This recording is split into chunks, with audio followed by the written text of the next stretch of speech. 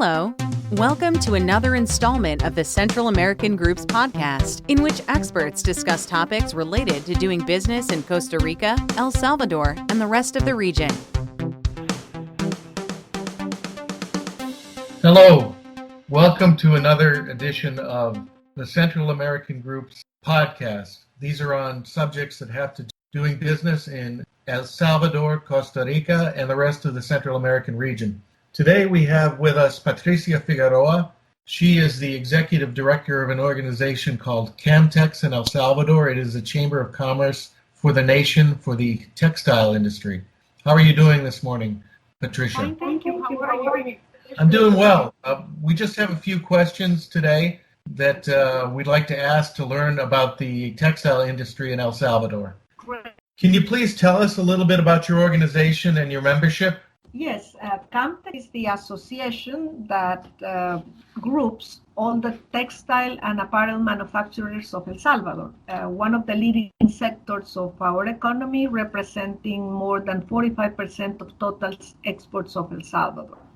And we have 110 members in our association, and most of the companies that are doing business in El Salvador, particularly related to the export sector in textile and apparel, are our member associations. Basically, we'd like to know where in the country the textile manufacturers are located.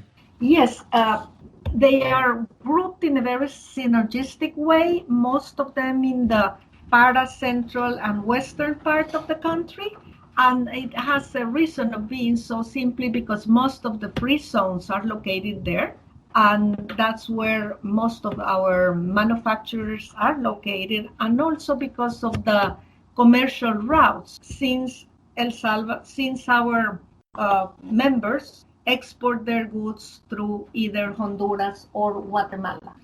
I've read that the textile industry is vertically integrated in El Salvador. Can you tell us a little bit about that?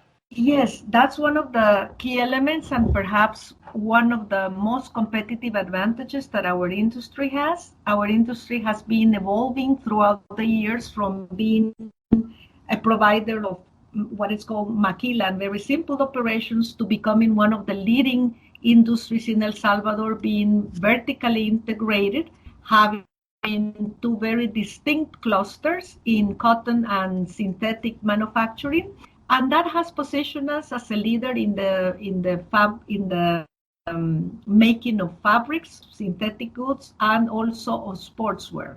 So that it's a very relevant industry for our economy. It accounts, as I said, for over 45% of total in exports, and it also employs over 80,000 workers in El Salvador. So it's a very prominent industry.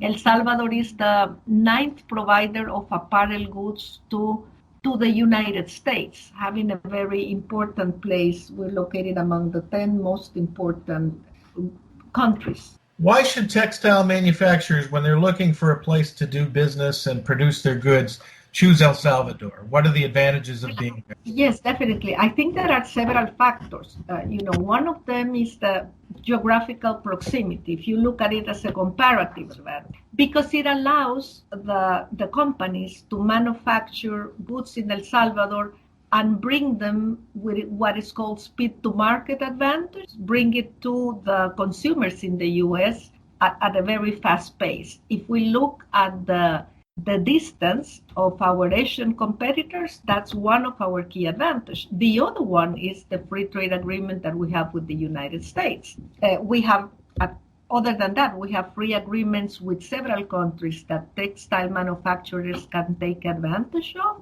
However, a CAFTA-DR free trade agreement is one of the most important advantages in that it allows companies to take advantage of the tariff preference. Let's say if you would pay 35% tariff on a good made in other countries in Asia, and if you combine that with the speed to market facility, you have a very good competitive advantage.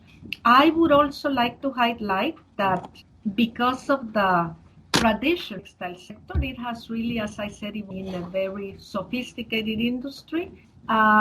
the professionalism of our labor workforce is well recognized. The country itself has a dollarized economy, and I think that has a very positive impact on the investors. And the legal framework also are the legal framework that rules the operations of this type of companies are one of the important factors to promote El Salvador. One of the things that I've read a lot about is the free trade zone regime in El Salvador. Are many companies that are textile producers in El Salvador located in free zones? And can you tell us about some of the benefits of being in free zones in El Salvador? Yes, most definitely. The legal framework is one of the key elements. And this is an industrial policy that is geared to attract investment and also promote employment. So it has been in place for many years. For over 44 years, we have had an exports policy that has been adapting to the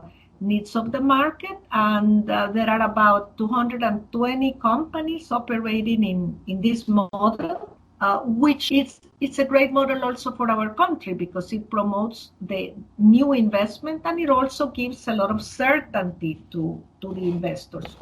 Among many of the benefits that we can mention are the tax exemptions that are given to the companies that are operating in this type of free zones, which definitely these type of benefits are bound to certain requirements, let's say investment requirements and also employment requirements. To mention some of the benefits, let's say that for the first 15 years, companies will be 100% tax exempt, particularly if they are located in the metropolitan area, and then it goes down to 60%, 40%, but you're talking about 35% years. And then you also have municipal tax exemptions, and in addition to that, definitely companies are allowed to import in the free zone maintenance and equipment and anything that they need to perform their duties. So the ecosystem that is around the country to be sure that these companies are competitive, I think is very favorable.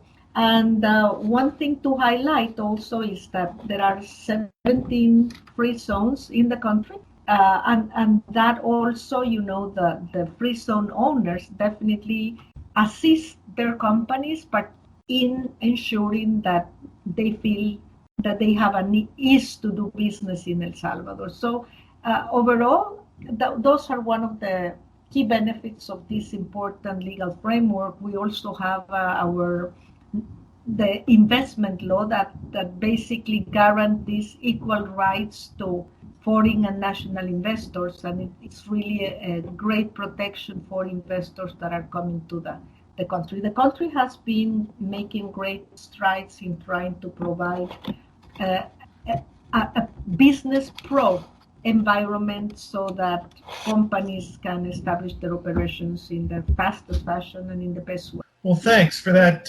explanation with regard to the benefits of being in El Salvador and free trade zones located in the country. Is there anything that I haven't asked you that you think is worth mentioning that would be of interest to our listeners?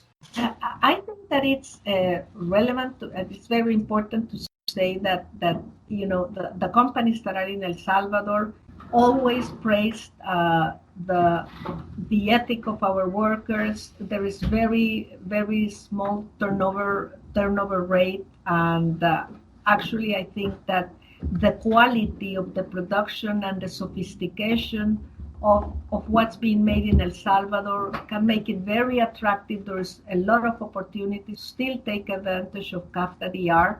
And there is a lot that we are doing in the association also to help companies in training their workers and guiding them through with all their needs, particularly in the initial establishment phase. So we would be happy to see definitely more companies coming to our country. Well, with that, companies that are listening to this might have a desire to get in touch with you.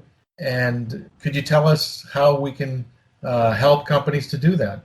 Yes, definitely. They can either visit our website or email us at CAMTEX. It's direct, and we will send you the dirección@camtex.com.sb. Okay, and for the people that are interested in this, we have a written transcript of this conversation, and the website will be mentioned in the transcript, as well as the email address that you just heard. Thank you very much, Patricia, for being with us today. It was very interesting, and we wish you the best of luck. Thank you. Bye-bye. Thank you for listening. Sign up to receive the Central American Group's quarterly newsletter by visiting www.thecentralamericangroup.com.